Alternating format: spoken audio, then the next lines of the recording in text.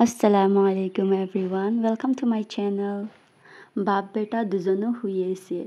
বাহিৰত আজি বতৰটো বহুত ধুনীয়া। বৰ্তমান গুড মৰ্নিং হৈ আছে আৰু ওয়েদাৰটো চাই পুৰা মানে ফ্ৰেছ লাগি আছে। সুবহ সুবহ দিল খুশ হৈ গয়া। তাৰ নাম বাটাম পাগলা হয়। হি অলপ মেণ্টেলি ইল হয়। আমাৰ লগত একো ৰিলেশ্যন নাই, কিন্তু আমাৰ ঘৰতে থাকে হি। মোৰ বিয়াৰ আগৰে পৰাই আছে হি। আব্বা মানে ফাদাৰ ইন ল তাক বহুত মৰমতে ৰাখিছে, সেইকাৰণে হি আমাৰ ঘৰৰ পৰা নাযায়। আৰু আমাৰ গাঁৱৰ চবে মানে জানে যে হি আমাৰ ঘৰতে থাকে।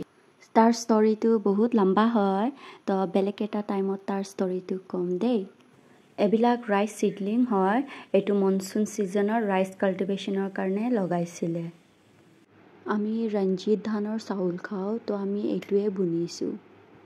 বিয়াৰ আগততো মই দেখা নাই প্ৰেক্টিকেলি ৰাইচৰ কাল্টিভেশ্যনটো কেনেকুৱা কৰে। এতিয়া দেখি কিনে লাগিছে বহুত টাফ হয়, মানে যোনটো ৰাইচ কাল্টিভেশ্যনৰ প্ৰচেছটো বহুত টাফ হয়।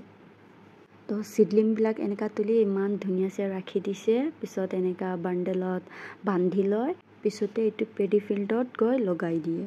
দেখিবলৈ যিমান ধুনীয়া, লগাওঁতে এনেকাই ইমান কষ্ট হয়। হাজবেণ্ডেও হেল্প কৰি দিছে। হাজবেণ্ডৰ তোলাৰ ষ্টাইলটো অলপ বেলেগ হয়। পিছত আৰফাজক লৈ মই অলপ খেলি আছিলোঁ। গধূলি আম্মা ঘৰৰ ওচৰত দোকান আছে, তাত কাপোৰ চিলাব গৈছে। ইয়াত চিকেন হাফ কিলোৰ পৰা অলপ বেছি হয়। জিঞ্জাৰ গাৰ্লিক পেষ্ট দিছোঁ। মছলা দিছোঁ মই জিৰা পাউডাৰ, হালধি পাউডাৰ, চিলি পাউডাৰ, হচ পাউডাৰ, ইলাচি, ব্লেক ইলাচি আৰু নিমখ। কেইটামান গ্ৰীণ চিলিও দি দিছোঁ। মিঠাতেল আপোনাক যিমান লাগে ইমান দিব। মই 3 চামুচমান দিছোঁ। ভালছে মিক্স কৰি লৈছোঁ আৰু 10-15 মিনিটমান মেৰিনেট হ'ব দিছোঁ। পিঁয়াজ 2টা ডাঙৰ আৰু এটা সৰু দিছোঁ। পিঁয়াজ যেতিয়া এনেকুৱা ব্ৰাউনিছ কালাৰ হৈ যাব, তেতিয়া মাংসকেইটা দি দিম। মাংসকেইটা দিয়াৰ পিছত 15-20 মিনিটছ ল' ফ্লেমত বনাব লাগিব, মানে ফ্ৰাই কৰি থাকিব লাগিব। আৰু যেতিয়া এনেকুৱা তেলটো ওলাই যাব, তেতিয়া পানী দি আৰু 10 মিনিটছমান বনাই থাকিব লাগিব। তো চিকেন ৰেডি। মোক চিকেন ভৰি কম না ঠেং কম, যিয়ে হওক বহুত ভাল লাগে। আপোনাক কেনেকুৱা লাগে কমেণ্টত জনাব। 1 কিলো চাউল ভিজাই থৈ দিলোঁ আৰফাজৰ লুতুৰিৰ কাৰণে। আৰফাজৰ কাৰণে 12 পিচ হেংগাৰ অৰ্ডাৰ দিছিলোঁ। 6 পিচ ব্লু কালাৰ আহিছে আৰু 6 পিচ পিংক কালাৰ আহিছে।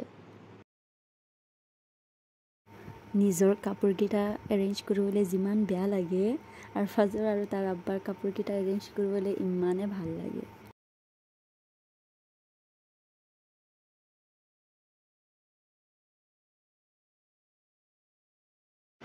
আৰফাজক খুৱাই মই কণ্টেনৰ স্ক্ৰিপ্ট ৰিভাইজ কৰি আছিলোঁ।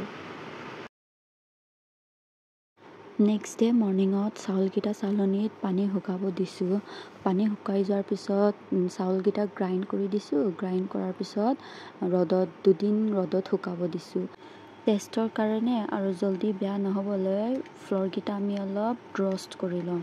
হাই ফ্লেমত এইটো ৰ'ষ্ট কৰিলে জ্বলি যাব, সেইকাৰণে ল' ফ্লেম কৰি আস্তে আস্তে ৰ'ষ্ট কৰিব লাগে। 10-15 মিনিটছ ৰ'ষ্ট কৰিব। তাৰপিছত অলপ খাই চাব। খাই কিনে যদি ক্ৰিস্পি হয়, নহ'লে ৰাইচ ফ্ল'ৰটো হৈ গৈছে। ফেনৰ তলত ঠাণ্ডা হ'বলৈ থৈ দিছোঁ। কিচেনত থাকিলে কিচেনৰ কাম, ৰুমত গ'লে আৰু ৰুমৰ কাম। চব চাফা তাফা কৰি আৰফাজকো শুৱাই দিলোঁ। শোৱাৰ পিছত বাহিৰতো আজি বহুত গৰম দিছে। ইমান গৰম, ইমান ৰ'দ। ষ্ট্ৰলাৰত আৰফাজে চুচু কৰি দিছিলে, সেইকাৰণে শুকাব দিছোঁ। ঘৰৰ চাৰিওফালে মানে পুৰা জংঘল হৈ গৈছে, সেইকাৰণে হাজবেণ্ড সেইটো গাছ মৰাৰ মেডিচিন আছে, সেইটো মানে দি আছে, যাতে গাছকেইটা চব মৰি যায় আৰু শুকাই যায়। বহুত দিনৰ পৰা দিব চাই আছে, কিন্তু বৰষুণ খালি পৰি আছে, সেইকাৰণে দিব পৰা নাই।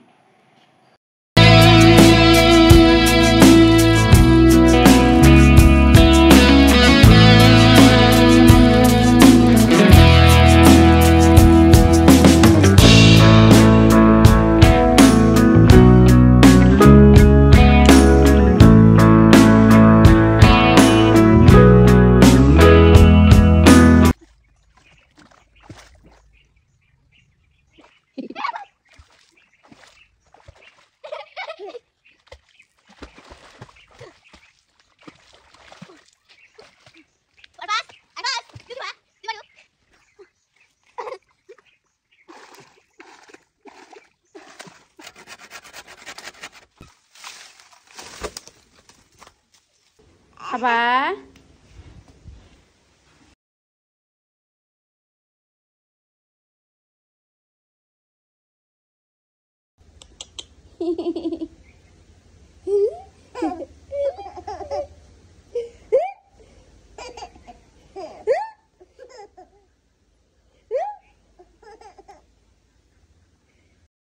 এইটো বাবল মি মেগনেছিয়াম সল্ট হয় পিসফুল স্লিপৰ কাৰণে বডি ৰিলেক্সিঙৰ কাৰণে আৰু কিবা কিবি আছে ফাৰ্ষ্ট টাইম ইউজ কৰিব আছো সেইকাৰণে যেতিয়া ইউজ কৰিম তেতিয়া ইউজ কৰি জনাম কেনেকুৱা হয় till then bye bye take care